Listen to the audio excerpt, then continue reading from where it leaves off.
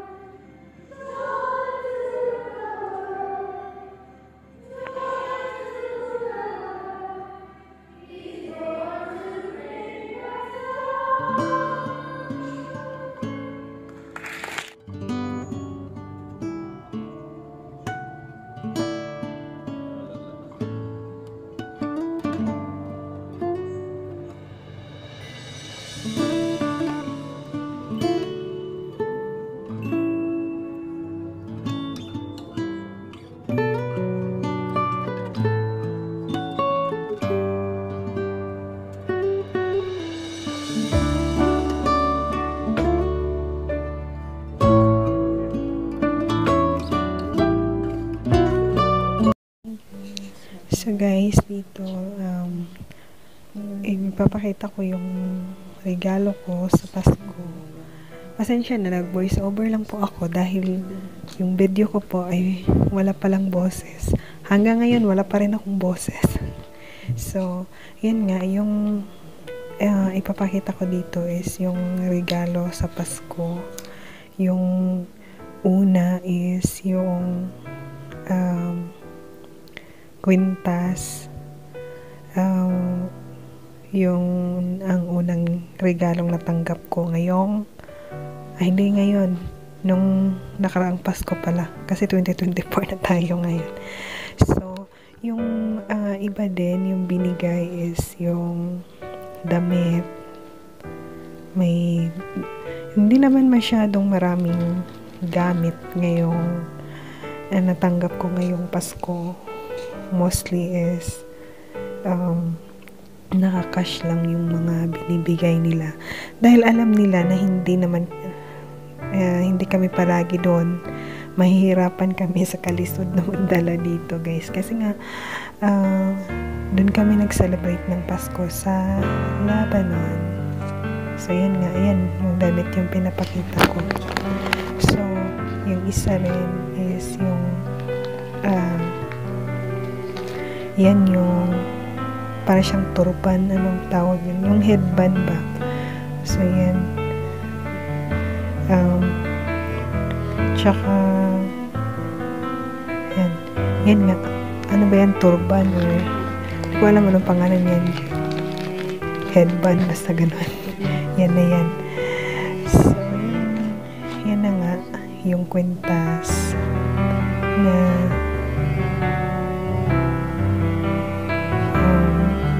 regalo, tapos ang tawag na bracelet, then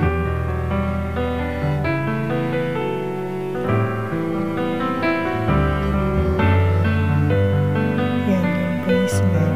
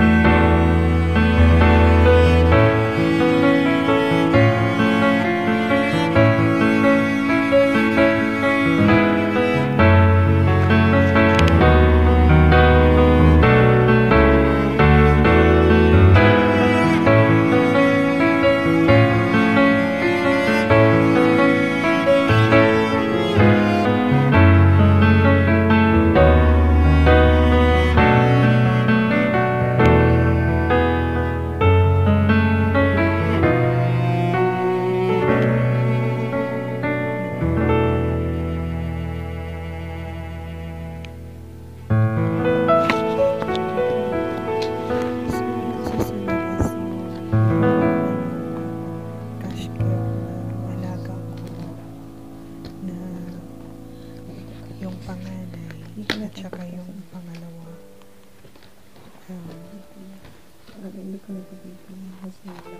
Yan yung mga ano nila, pa-cash nila. Tapos yung nanay din na amo kong lalaki, nagbigay din siya ng cash gift. So, medyo mayaman tayo sa cash gift, guys. Joke lang. At tapos yan yung binigay ng tiyahin ng amo kong babae. Kasi pag nandun talaga ako, binibigyan niya ako ng ano yun, guys, kung sa Bisaya pa, dalagang guwang. Pag nakikita niya talaga ako, palagi yung nagbibigay sa akin ng konting cash. So, yun din, yung nanay ng amo ko nagbigay din, yung kapatid ng amo kong babae, yung babae ng kapatid nagbigay din, sa marami-dami silang nagbigay. So, parang kahit pagod ka, ang dami mong trabaho dahil nga umaga pa, nag-start pa sa 24, yung pakain sa bahay hanggang sa 10